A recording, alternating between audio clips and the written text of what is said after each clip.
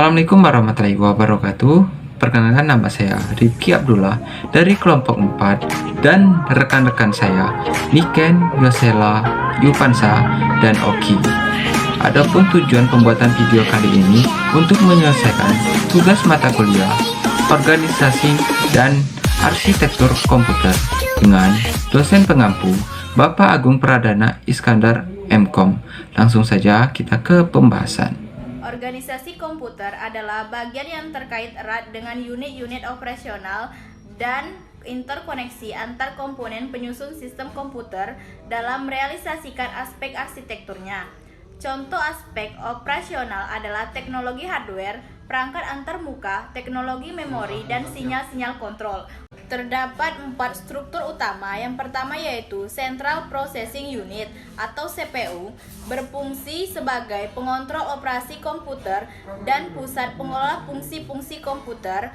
Kesepakatan CPU cukup disebut sebagai prosesor atau prosesor saja. Yang kedua yaitu memori utama, berfungsi sebagai penyimpan data.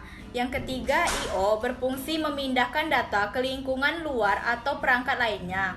Yang keempat yaitu sistem interkoneksi, merupakan sistem yang menghubungkan CPU, memori utama, dan OS. 3 komponen sistem komputer. Sebuah sistem komputer dapat bekerja dengan baik jika memiliki 3 komponen sebagai berikut. 1. Hardware, berfungsi sebagai peranti keras yang melakukan proses digital. 2. Software, berfungsi sebagai peranti lunak untuk mengatur dan memanajemenkan hardware.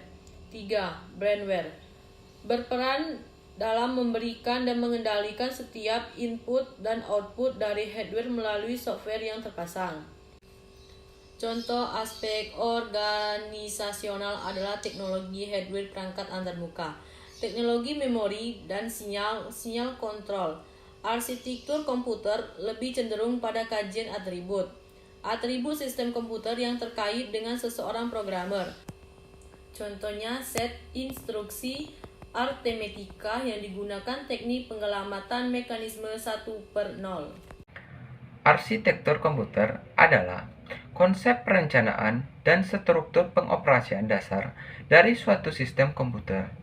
Arsitektur komputer merupakan rencana cetak biru dan deskripsi fungsional dari kebutuhan bagian perangkat keras yang didesain, kecepatan proses, dan sistem interkoneksinya.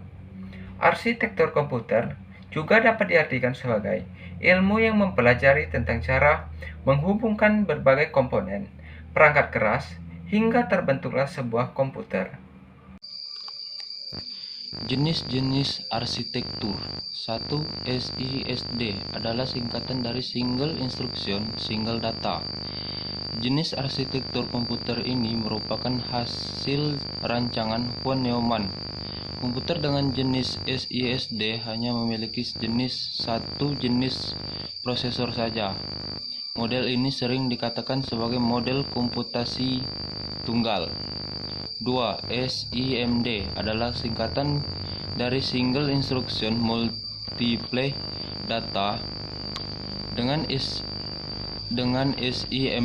SISD, jenis arsitektur komputer ini memiliki sejumlah prosesor dengan instruksi sama, tetapi prosesor tersebut mengelola data berbeda. 3.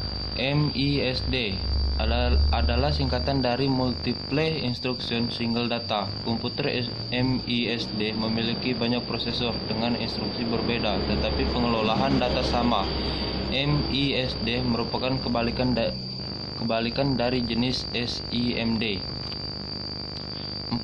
MIMD adalah singkatan dari Multiple Instruction Multiple Data. MIMD memiliki banyak prosesor dengan instruksi serta pengelolaan data yang berbeda. Jenis komputer yang memiliki MIMD bisa menjalankan beberapa aplikasi yang membutuhkan kinerja tinggi.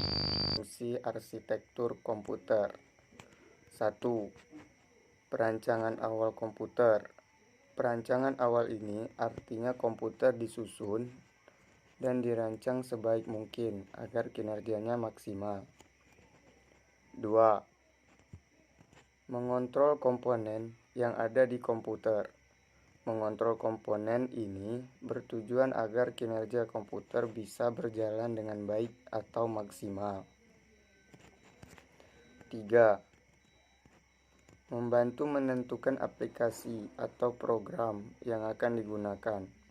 Arsitektur komputer dapat membantu programmer dalam menentukan aplikasi atau program apa yang cocok dengan komputer tersebut. Bagian arsitektur komputer. 1. ALU, Arithmetic Logic Unit. 2. Control Unit. 3. Memori. 4. Input dan output. Baiklah, itulah materi yang bisa saya sampaikan. Selanjutnya saya kembalikan kepada moderator. Oke, mungkin sampai di sini video pembahasannya. Kami dari kelompok 4 mengucapkan terima kasih yang sudah menonton. Semoga bermanfaat.